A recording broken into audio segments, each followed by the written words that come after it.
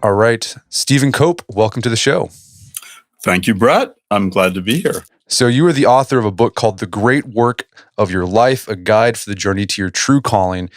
And this book uses the Bhagavad Gita, it's a piece of Hindu scripture, to explore this idea of vocation, of calling in your life. I read this book a few years ago. I was telling you off air. After I read that book, I that's what introduced me to the Gita. And since then, I've read the Gita, at least once a year because it's it's a cool piece of literature. Yeah. So I'm curious, how did you discover the Bhagavad Gita? Well, the Bhagavad Gita is really the most well-known scripture, yogic scripture in India. So if you're hanging out in Indian culture or Hindu culture or yogic culture, pretty much everybody knows about the Gita. There are a number of great scriptures in the yoga tradition, but the Gita is certainly the most well-known. It's the kind of thing that everybody in every little village in India knows. And there are images of Krishna and Arjuna, the two main characters, pretty much everywhere on temples. And so once I came into the yoga world, it's pretty much inevitable that you bump into the Gita. And as you said, it's a piece of Hindu scripture, but as we'll talk about in this book, a lot of great Western thinkers for a couple centuries now have been influenced by the Gita. I mean, who are some of these individuals?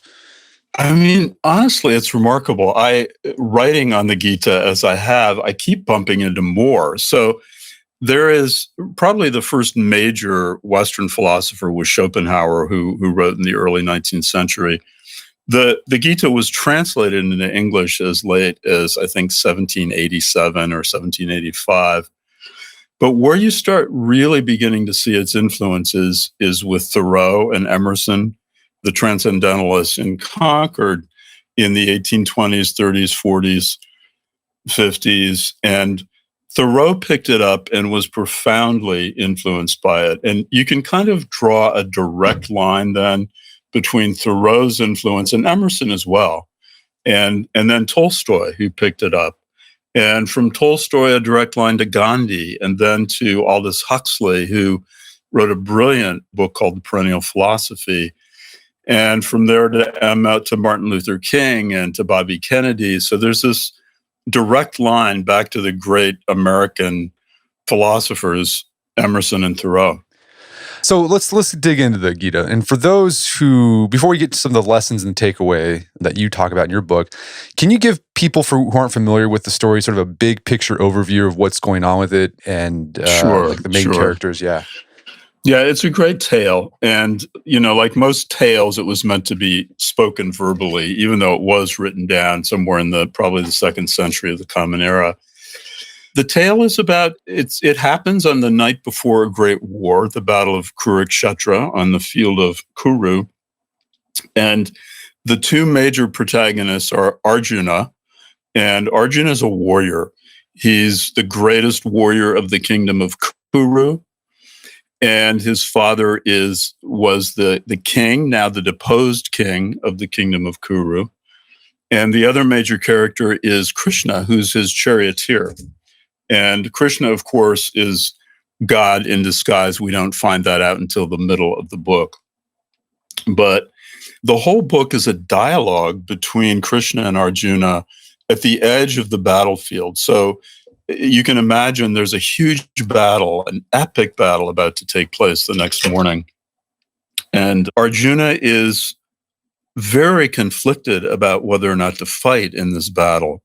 The backstory is that the kingship has been stolen by one of Arjuna's cousins, and that's what precipitated this war.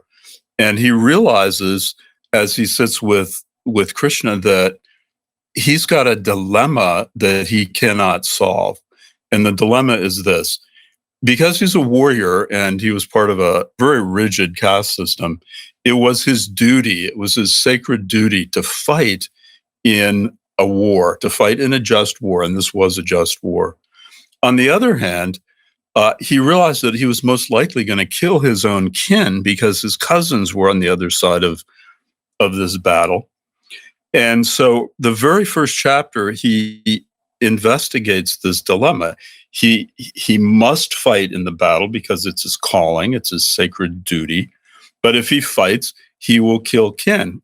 In either case, he will have to go to purgatory in the Hindu view for lifetimes. And so he's presented with this dilemma that he cannot solve. It's greater than his own consciousness.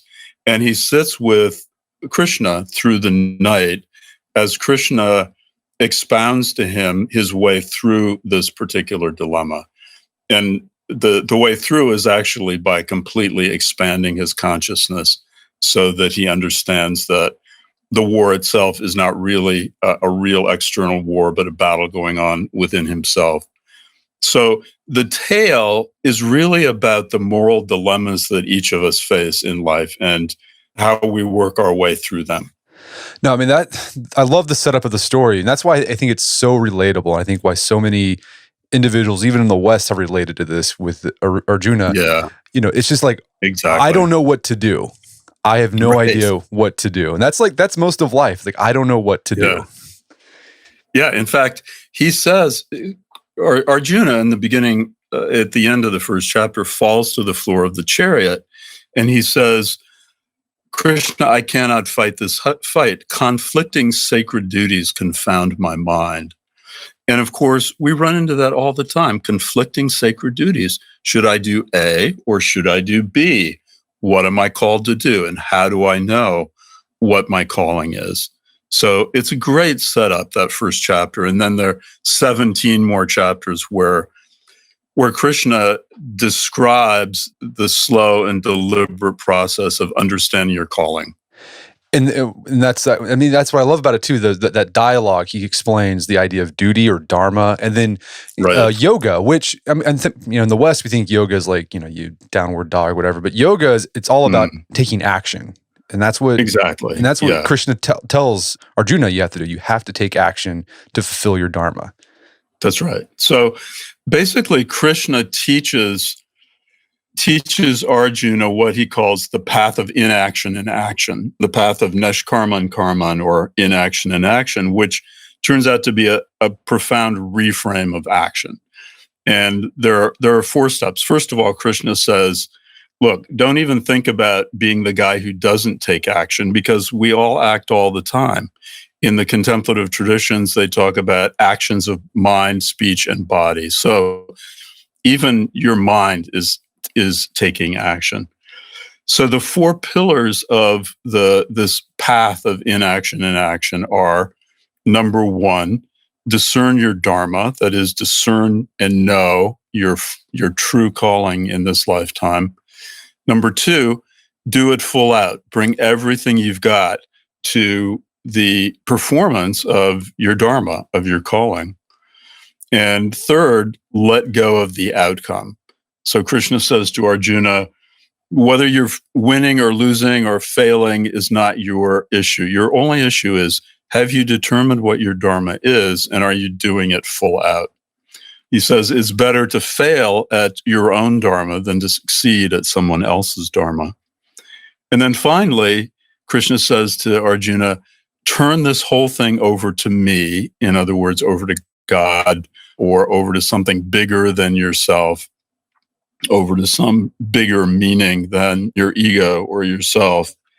And so we have the 4 pillars: discern your dharma, do it full out. The second one is called the doctrine of unified action, because it calls you to unify all of your action around your dharma. The third is let go of the fruits. And then finally, turn it over to God, or whatever version of God you have. All right, let's dig into deep. So you spend the rest of your book, The Great Work of Your Life, exploring these 4 pillars, and you do that by through examples of people you've worked with personally in your practice, in your work, but also the lives of what we'd consider great individuals who may have some of them directly were influenced by the Gita. Others, they just they got the idea. So that first pillar, which is know your dharma, look to your dharma. Right. So let's talk about this. Like, how do you figure out what your dharma is in the first place, your calling, your sacred duty in life?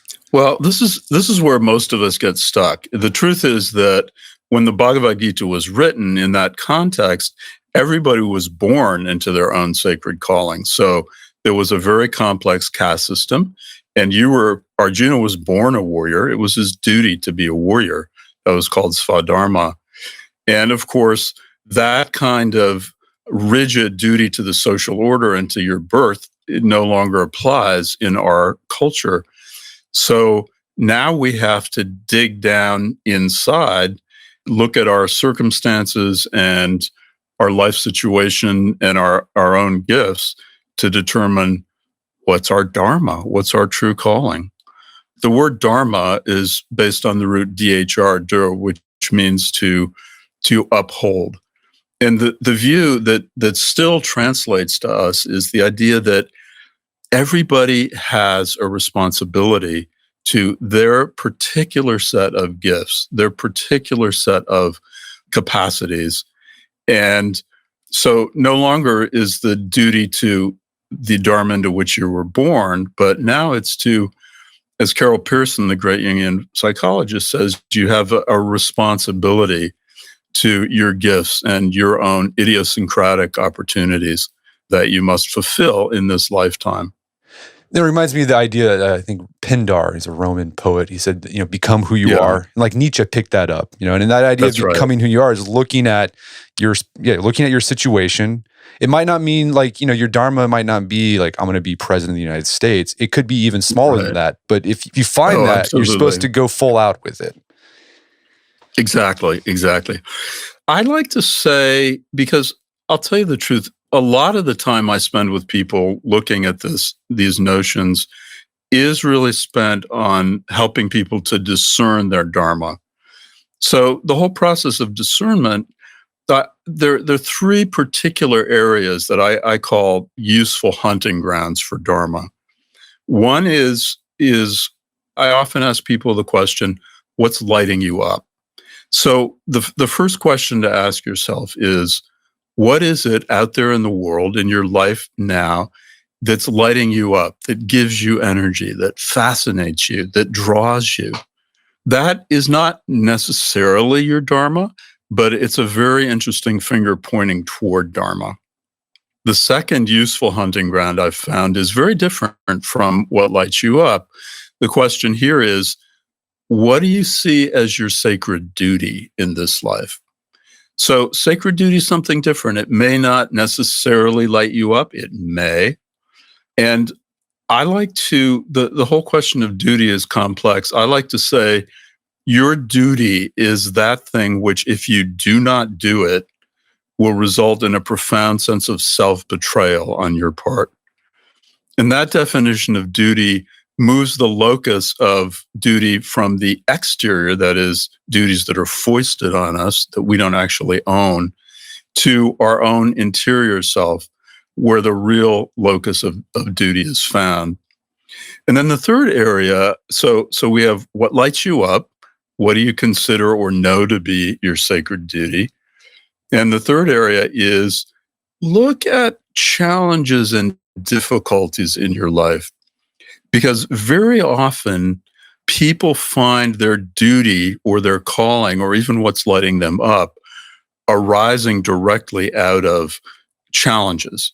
So a divorce, an illness, a change in job.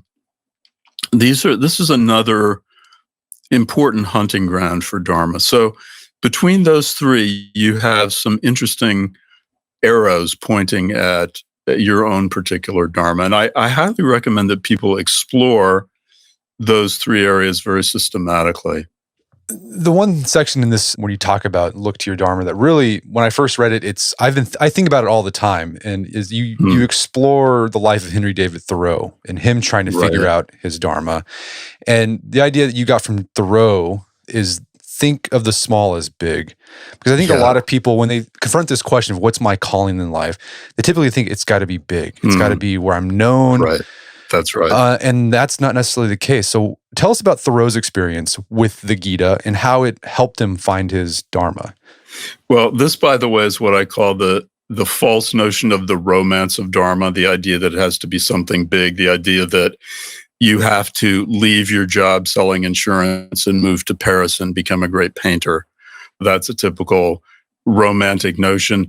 The truth is, most people's dharmas are already somewhere in their lives. They've already stumbled into some aspect of their dharma. But Thoreau is an interesting example. Thoreau, of course, was a brilliant man. He was educated at Harvard. He spoke many languages. He wrote Greek and Latin. And he, of course, lived in Concord, surrounded by the likes of Emerson and the Alcotts and all these great American writers and philosophers. And he got it in his head early on that he wanted to become a great writer. And so with that in mind, he moved to New York City, which is where the only great writers in America at that time were thought to be. They weren't really all there. And he was a complete failure in New York City. He was a woodsman. He was way too gruff and rough, and he was not accepted into the salons of New York Literary Society. And finally, dejected, he dragged his butt back to Concord, the little town where he lived and grew up, and decided when he got back that this was his home. This is where he was going to put his stake in the ground. And it wasn't long after that that he went to Walden Pond, where he built his cabin on some land that Emerson loaned him, and decided to do his great experiment. He said, I have come to the woods to learn to live deliberately and not to find when I come to die that I had not lived. So Thoreau went to Walden, the teeniest little life you can imagine, a little cabin in the woods by the pond. And one of the few books he took with him was the Bhagavad Gita. He read the Gita daily. He considered himself a yogi, and keep in mind, this is in the early part of the 19th century. And he realized that whatever you're doing, whatever action you're taking, whatever your calling is, and now he understood that his calling was to investigate the small life and to keep even getting it smaller. Remember, he finally had to give up one of his 2 spoons in his second year at Walden.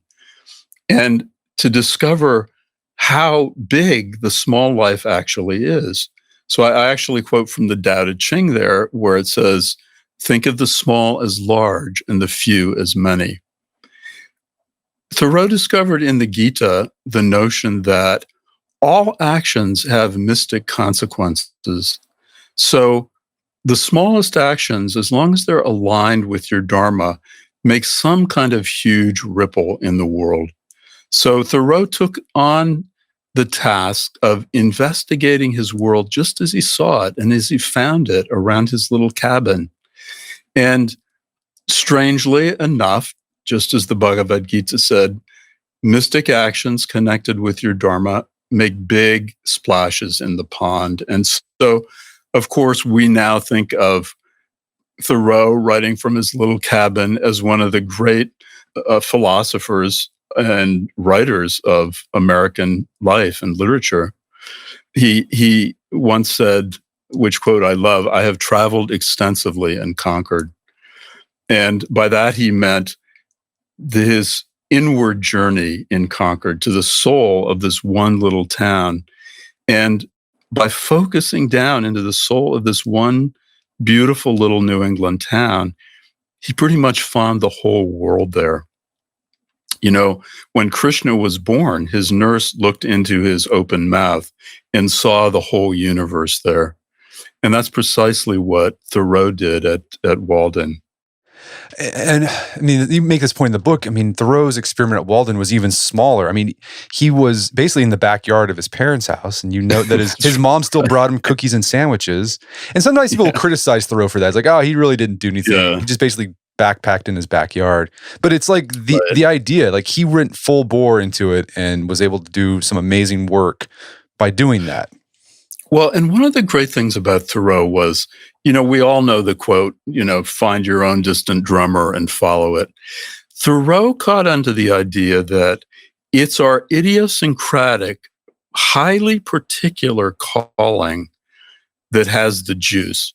Thoreau said, all human beings should constantly be on the trail of their true nature. because it is in following and claiming their true nature that they connect with the divine. So Thoreau said, find your bone. And here's a great image of a dog. Find your bone, gnaw on it, bury it, dig it up again, gnaw on it more. So he found his bone in his writing and in his nature study. And it was through being uniquely, idiosyncratically his own true self that he broke into the field of the divine. And in this, he was relentless. So Emerson, as you know, his buddy, was much more polished and was a bit of a more professional philosopher. But Thoreau was this rugged individualist. And it was he that really lived out, in so many ways, Emerson's own views about living your idiosyncratic truth. All right, so that's look to your dharma, discover your dharma, so you can look to what lights you up, look what's at your sacred duty, or look at problems in your life, and then realize and understand that your dharma, your duty, might be smaller than you think it is, and that's okay. Yeah, exactly. In fact, I use the story there of a friend of mine who's a nurse who kept saying to me, Steve, I have such a small dharma. And, finally now, 10 years later, her life has been turned around because she fully embraces the beautiful work that is her daily work as a nurse, no longer thinking of it as small. So think of the small as large and the few as many. All right, so once you find your dharma, you're supposed to go full out on it. That's the second pillar. What does that look like? So again, that's called the doctrine of unified action. And the idea here is that once you've found your dharma, you bring everything you've got to it. Krishna said to Arjuna, this is the passion that is not contrary to the dharma. In other words, you should be living a passionate life built around your dharma. One of the characters I use to explore this is Susan B. Anthony, who, as a young girl growing up in upstate New York, realized that women were in a kind of prison in those days. They had very few rights. And she realized that she didn't want to go along with that, with some of the mores of the day in relationship to women. Women couldn't own property or inherit property, very often were kept in the home. So she became a teacher. Her world began to broaden. The teaching was one of the few professions that women could do back in her day. She became a teacher, and then she became an activist. First of all, she got involved in temperance, which was non-drinking, and the women's temperance movement. And finally, she realized that women were never going to be empowered in our society until they got the vote. And once she realized that, she was onto her dharma. She realized that she was going to spend the rest of her life organizing and focusing on this one high goal, which was for women to be enfranchised. She doubted, and she often said, I probably won't live to see it, but I'm going to spend my life doing it. And then she became an incredibly effective person in that dharma because of unification of action. Everything she did, her writing, her speaking, her traveling, was all organized systematically around her bigger goal. So, for example, she lived in upstate New York and she loved beautiful clothes, but she realized she had to get up on these podiums and speak to auditoriums full of angry, pissed off men. And she didn't want to piss them off more by wearing flowery clothing, so she wore black. At a certain point, she had to learn to be a great speaker because she really had to shout down these rooms of upset people. So she took on a coach. She took on Elizabeth Cady Stanton to help her write her speeches and learn to give them. Everything she did was aimed like the narrow point of a spear toward her bigger goal. And so her life became a kind of guided missile of energy. And she was a perfect example of this doctrine of unified action. bring it. Bring everything you've got. As a writer, I do that. I try to do that every day. I sit down and bring it. And you'd find out as a writer that your life ends up becoming organized around your dharma, in the sense that you have to take good care of yourself. You have to sleep well and eat well, because when you get up at 8 a.m. and arrive at your desk, you want to be ready.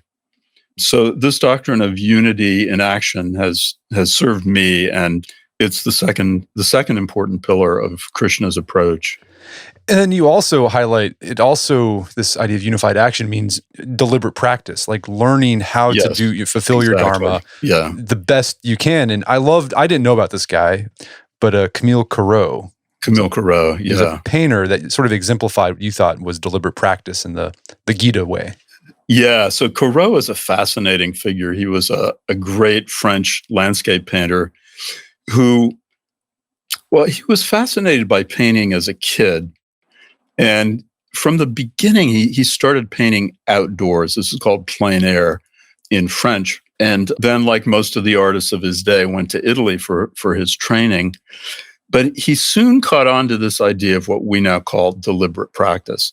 And what deliberate practice means is that you intend and organize all of your actions around your dharma, around your calling, to eventuate in the mastery of that calling. So Corot was one of the very first painters who, when he was painting in Rome, for example, would paint the Palatine Hill, and he'd paint it over and over and over again every day from the same viewpoint, but with different kinds of light. And what he was doing was deliberately practicing how to capture the light, the special light of Italy. And deliberate practice, we now know that most of the people that we think of masters and geniuses actually are the result of practicing their craft deliberately. And what that means is you practice with the intention of improving. You practice in such a way that you get regular feedback. You create loops of feedback, so you have not only your own eyes, but someone else's eyes on your work. You immerse yourself in the culture of that particular craft. So Corot immersed himself in the culture of painters.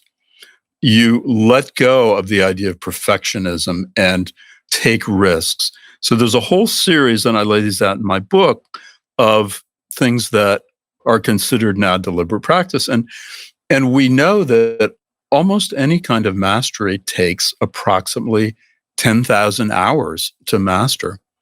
And paradoxically, I found out this is also true of meditation. So those monks that you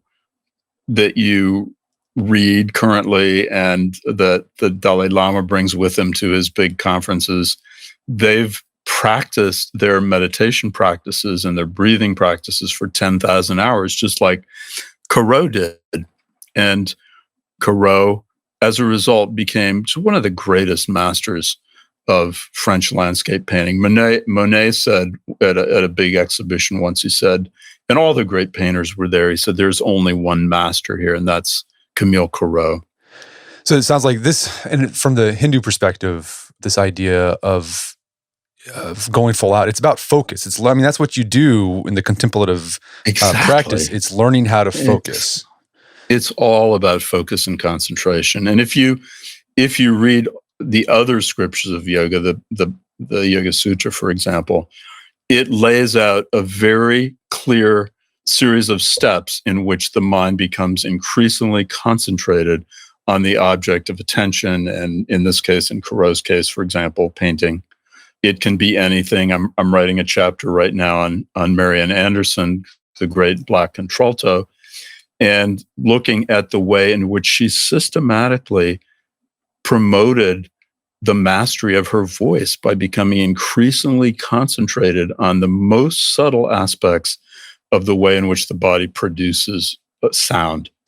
So the next pillar, so you go full out, it's the second pillar. The next pillar is let go of the fruits. And this is probably the most well-known idea from the Gita. I'm sure people have heard some version of it, but it's what Krishna told Arjuna was, you have a right to the work, but not to the fruits. Exactly. This is a toughie. And, I use in this particular section, I use John Keats as an example, because Keats, by the time he was 18, Keats, who was then in medical school and was really bad at medical school, discovered that his true calling was to poetry. So by the age of 18, he said, I'm spending the rest of my life dedicated to poetry, and I intend to be the greatest poet in the English language. He was determined to, as he said, wear the laurel wreath, which is the wreath of the victor. And his career faltered around that because it turns out that grasping and craving and clinging to an exalted outcome is probably the worst thing you can do to actually inhibit that outcome.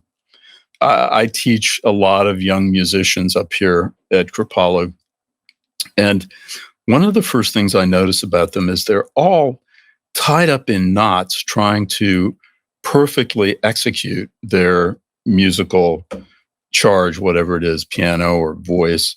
And it turns out that grasping and craving and clinging and holding on to outcome in that way with kind of a death grip on it actually inhibits fluid performance, inhibits what Csikszentmihalyi calls flow states. And of course, people are so resistant to this idea, thinking that if I'm not grasping to success in business or to perfection in my music, then how am I ever going to get anywhere? Well, it turns out that the contemplative traditions have a completely different view of that. And that is the idea that it's not grasping that actually eventuates in mastery. It's aspiration itself. So to aspire to something is to learn to deliberately practice it as a craft. And of course, this is what Keats had to go through. Keats had this big competition with one of his poet friends, and they were both going to write these great, long, epic poems. And as a result of his grasping for it to be the greatest, Keats realized he was inhibiting himself. So Keats himself came up with something that he called negative capability, wherein he realized that the systematic, regular, non-sexy practice of practicing his craft without any fanfare and without getting ahead of himself in terms of wanting to be the greatest poet in the world, actually that was the formula for greatness. So it was a paradox. He called it negative capability because he said you have to let go of those grandiose ideas. You have to stand on the edge of the cliff of your skill and be willing to take risks and be willing to fail and be willing to go into the mystery. And it's out of that soup that actually comes greatness. And so once Keats got onto that, of course, he did write some of the greatest poetry in the English language. Unfortunately, he died when he was, I believe, 27 of tuberculosis. But in those short, almost 10 years of writing, he became indeed one of the great poets. I mean, I think that's such a powerful idea because, as you said, it is a paradox, but you see it, it's a universal idea. I mean, you see it in other faiths and other philosophies. Stoicism kind of have something similar to that. That's right. In Buddhism, you have the same thing. You can even say in Christianity, there's that idea. I mean, grace is probably like that. You care, but you don't care about the outcomes, right? Like you. That's classic T.S. Eliot. Let me care and not care. Yeah. That's how I describe that idea. It's like you care but not care. And I've experienced that a few times. And when I've experienced it, it's like the most amazing feeling in the world. And then I've just been trying to get back to that, but it's really hard because it's so easy to fall back to like, I got to grasp for the outcome. I got to get this. Exactly. It's so hard. Exactly. It's like you're like I don't know, it's almost like a drug where you experience it and you just spend the rest of your life you start grasping at it's kind of a paradox, and you start grasping at not grasping. That's right. That's right. Well, you know what's funny, Brett, is that grasping and craving, of course, in Buddhism, as in yoga, is seen as the root of suffering. And yet it's so built into our nature that there are, as you go through the stages of refinement toward enlightenment, say in the Buddhist tradition, there are multiple stages at which you have to let go of even grasping for highly refined ecstatic states. You have to let go of grasping for enlightenment itself. Grasping itself becomes more and more refined until you have to let go of those final stages of it, and that's when you fall into enlightenment. I mean, the Buddha himself, of course, before his enlightenment, had been practicing for 6 years in the forest these amazingly difficult ascetic feats. So he was eating half a grain of rice a day, and this was called the ascetic Buddha. And it wasn't until he let that go. He let go of the grasping, because there was grasping inherent in the way he'd set up his practice. And finally, he let it go. He sat down, he accepted that bowl of milk from Sujata, the farm girl, and that was when he became enlightened.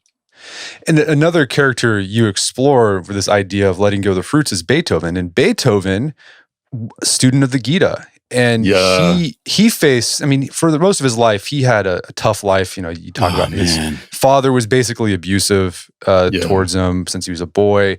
He was awkward socially. And then at the height of his career, he starts going deaf. Right. And he basically he started contemplating suicide at this point. That's right. That's right.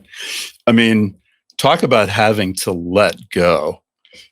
Beethoven had one huge gift, which was he understood that his calling, he understood from very early in life that his calling was to music. And he also was already on to Thoreau's idea that it was his idiosyncratic view and understanding and insight and genius that was going to lead him to fulfill his dharma in life, which he did wonderfully. You know, Beethoven, it wasn't until Beethoven discovered Bach and Bach was long dead when Beethoven discovered him, but when he heard Bach's fugues, he said, "Oh my God, you can do that? You can actually do that?" It freed him to claim his own idiosyncratic genius. And he lived for that, and he lived through it, and he lived magnificently. And yes, he had a quote from the Gita under the glass of his desk. And that was a shocker to me, because I'm a huge Beethoven fan, and I'd never heard that until I read this little footnote in Maynard Solomon's biography. Oh yeah, Beethoven, the Bhagavad Gita. And he had, I mean, I think the quote was just about knowing your duty, and then once you know it, you know what to do. Do it. Yeah. Do it full out. I mean, exactly. I thought that was one of the most powerful ideas from the Gita, this idea of remembering who you are. Yeah. The reason, like Krishna says to Arjuna, like the reason why you're conflicted and the reason why you're anxious is like you forgot who you are. And I think this leads to that final part of the final pillar, which is turn it over to God or turn it over to something bigger than yourself. I think that this idea of remembering who you are, that's related to that idea. Well, I mean, this is actually where, in many ways, the Gita really starts there. One of the very first things Krishna says to Arjuna is, dude, you don't have a clue who you really are. You're stuck in this little box, this little idea of self, this little idea of ego, and you don't realize that in your true nature, you have the same consciousness as Brahman. This is very central to the Hindu view and the yogic view, is the idea that each individual soul, or Atman, is in its very essence one with Brahman, or the divine consciousness itself.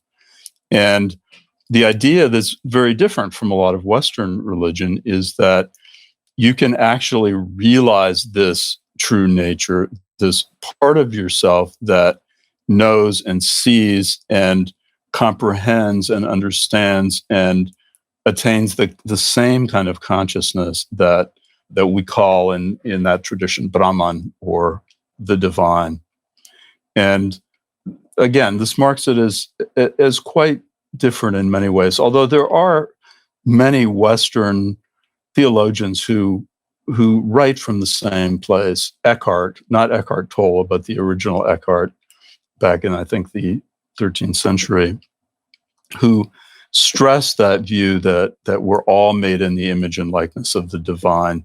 And, in most of the contemplative traditions, it's understood that there's a very systematic path of claiming that consciousness and of becoming one with that consciousness. And a lot of it involves systematic path of moral purification. But in that particular chapter, I use both Gandhi and Harriet Tubman. And I love the Harriet Tubman story because, Tubman had no formal education whatsoever. And like so many, she was a slave on a plantation in the South. And as so many slaves were in those days, she was educated by listening to Bible stories at night around the fire or the hearth or whatever. So she was actually remarkably well educated in a lot of the things that really count. And she escaped from her plantation and, followed what they followed the drinking gourd, followed the North Star, found her way to Philadelphia, which was a safe city, and then out of the blue experienced this call from God. And it was nothing less than God knocking on her door saying, "Harriet, I want you to go back to the plantation and free others." And she was like, "No way, not me. That was tough enough the first time." And God kept knocking. That inner voice, that divine voice, kept assailing her. And finally she said, "Okay, I will do it, but you're going to have to lead me because I do not know how to do this. I'm not trained to do this." Well, Harriet Tubman they called her the engineer because she engineered the freedom of so many fugitive slaves. She'd bring them back north. She'd go down undercover back into dangerous territory and free 5 or 10 or 15 or 25 slaves and lead them to safety, not just to Philadelphia, but she led them all the way to Canada. And then when they got to Canada, they would stop on the bridge, the whole group of them. And by the way, the people who followed her knew that she had a kind of connection with this inner voice. She called it a sixth sense that was infallible. So if she said stop, you stop. If she said hide behind the tree or duck or bury yourself under that, mound of dirt, you did it because she was connected in that way. She was being guided. And then when they got to the bridge in Canada, they'd all stop and they'd have a prayer service where she would turn it back over to God and say, this was not me, people. This was God. So pray to God, worship God, begin to listen to your own still small voice inside, and allow yourself to be guided just as I have. And I think she was an example of, action requires faith, but faith also requires action. Yeah, exactly. No, she was a woman of action her whole life. The other character you talk about is Gandhi. What's interesting about Gandhi, he's Indian, he's Hindu. Right. And he became sort of this embodiment of the Gita, but he didn't discover the Gita. He had to go to England and be amongst the English to finally, that's when he first discovered the Bhagavad Gita. He did, and he discovered it in English. He did not discover it in Hindi or Gujarat. I believe he was born in Gujarat province. And he was immediately taken by it. It was like he recognized in that scripture the spiritual genius of his own culture, which, don't forget, in Gandhi's day, that culture had been downtrodden by 300 years of British colonial rule.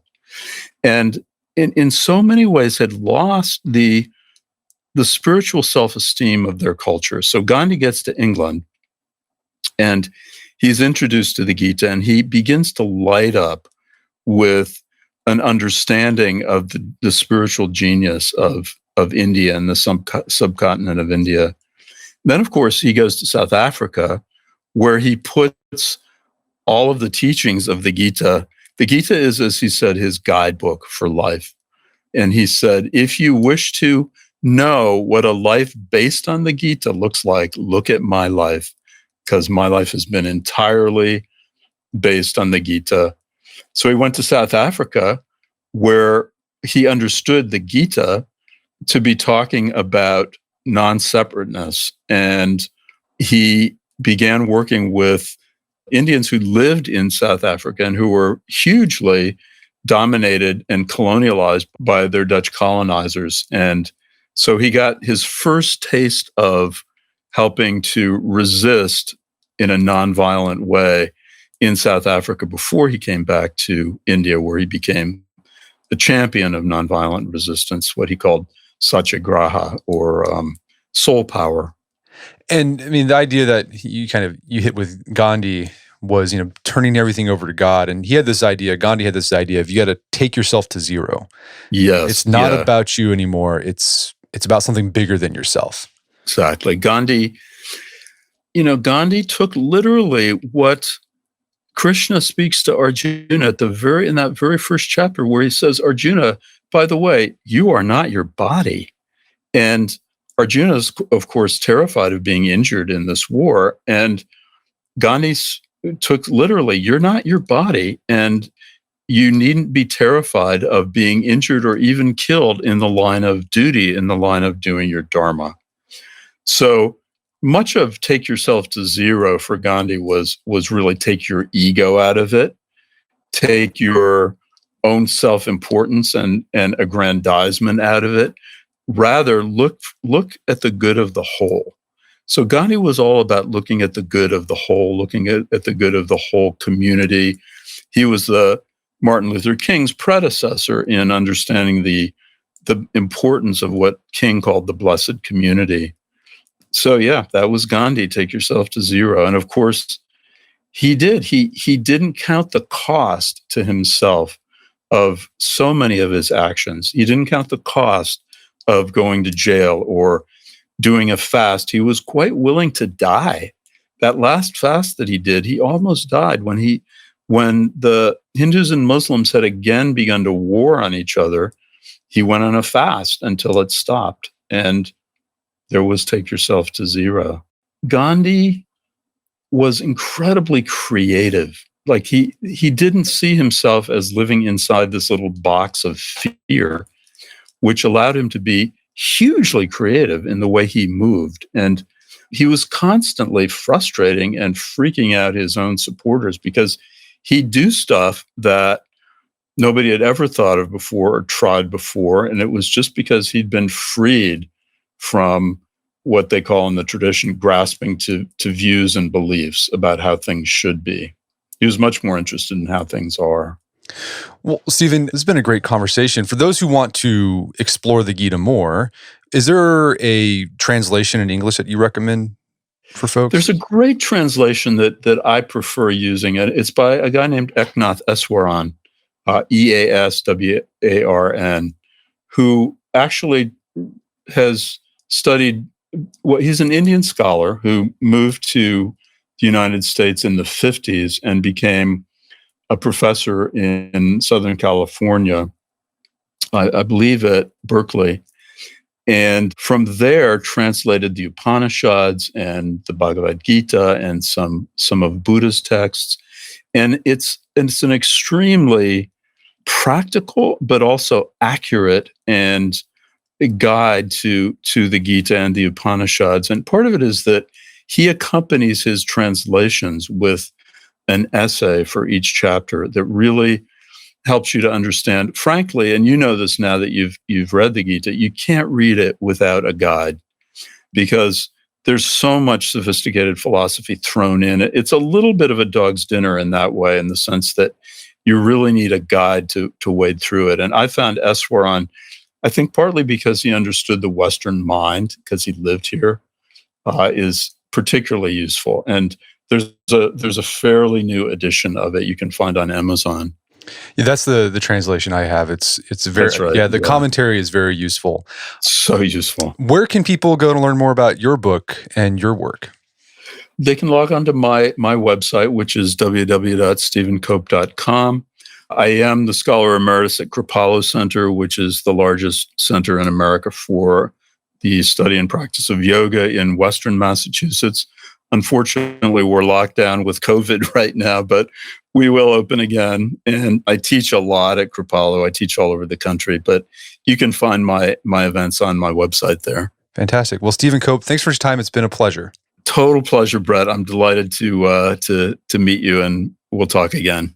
My guest today was Stephen Cope. He is the author of the book, The Great Work of Your Life. It's available on Amazon.com and bookstores everywhere. You can find out more information about his work at his website, stephencope.com. Also check out our show notes at aom.is/Gita, where you can find links to resources where you delve deeper into this topic.